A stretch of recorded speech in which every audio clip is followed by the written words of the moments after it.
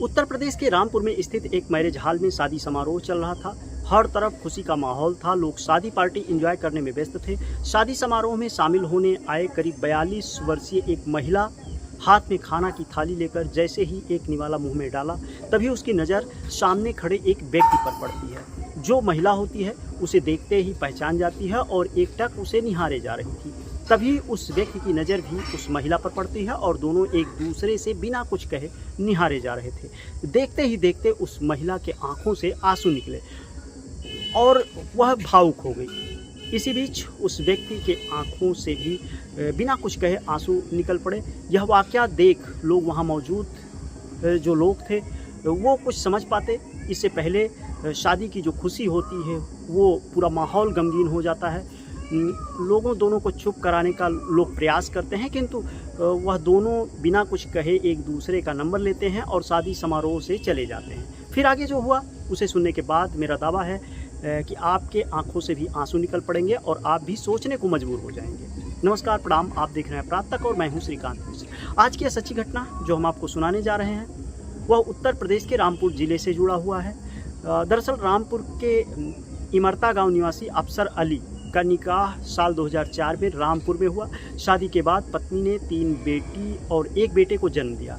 शादी के 8 साल बाद किसी बात को लेकर पति पत्नी में विवाद हो जाता है। मामला इतना बढ़ जाता है कि दोनों अलग होने का फैसला ले लेते हैं और पंचायत के बाद पति पत्नी ने एक दूसरे से तलाक लेने का फैसला ले लिया। तलाक के बाद एक बेटी पत्नी के साथ उसके मायके चली जाती है, जबकि 2 बेटी और 1 बेटा पति के साथ उसके घर रहने लगते हैं। पति अफसर अली अपने 3 बच्चों के साथ अपने घर रहने लगा, जबकि जो पत्नी होती है वो अपनी बेटी के साथ मायके में रहकर गुजर बसर करने लगी। इस दौरान पति पत्नी और उनके बच्चों ने एक दूसरे से संपर्क करने की कोशिश तक नहीं की। 2 जून 2024 को यूपी के रामपुर में ही एक शादी समारोह चल रहा था। अभी लोग शादी की खुशी का एंजॉय कर रहे थे। इसी बीच तलाक के 12 साल बाद तलाकशुदा जो पति पत्नी होते हैं वो मिल गए। तलाक के 12 साल बाद जब दोनों आमने सामने मिले तो एक दूसरे को निहारते हुए वह अपने आंसुओं को नहीं रोक पाए और दोनों के आंखों से आंसू निकल पड़े। दरअसल दोनों का यह मिलना एक संयोग ही था और शायद किसी करीने से कम भी नहीं था। आमने सामने खड़े होकर तलाकशुदा पति पत्नी फूट फूट कर रोने लगे। दोनों को रोता देख आसपास लोगों की भीड़ जमा होने लगी। शादी की का खुशी जो था वो माहौल गमगीन हो गया। लोगों ने दोनों को समझाने के लिए कुर्सी पर बैठाया। करीब 1 घंटे तक दोनों बिना एक दूसरे से बोले एक दूसरे को देखकर अपने आंसू साफ करते रहे। कुछ देर बाद दोनों एक दूसरे का फ़ोन नंबर लेकर अपने अपने घरे चले जाते हैं। इसके बाद तलाकशुदा पति पत्नी में फ़ोन पर गिले शिकवे होते रहे। पत्नी ने रोते हुए फ़ोन पर कहा कि गलती मेरी थी जिसके वजह से तलाक की नौबत आ गई।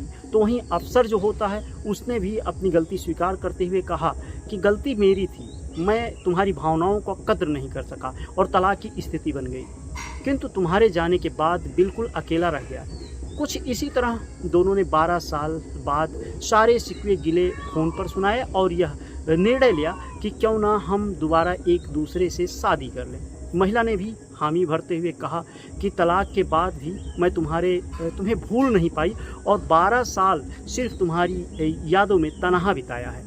इस तरह 8 जून 2024 को एक बार पुनः दोनों के बीच निकाह हो गया। वहीं निकाह के बाद जब पति पत्नी घर पहुंचे तो बच्चों की खुशी देखने लायक थी। 12 साल बाद अचानक हुए घटनाक्रम में पति पत्नी के साथ 4 बहन भाइयों को भी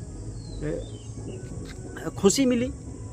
अब 12 साल बाद तलाकशुदा पति पत्नी के फिर निकाह कर घर आने पर हर कोई तारीफ़ कर रहा है।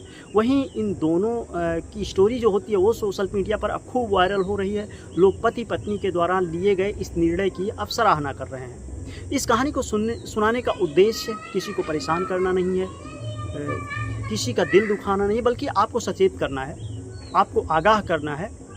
और सच्ची घटना पर आधारित इस कहानी को सुनने के बाद आप क्या सोचते हैं, कमेंट सेक्शन में आपके जवाब का इंतज़ार रहेगा। फिर मिलते हैं किसी अन्य सच्ची घटना पर आधारित क्राइम स्टोरी के साथ।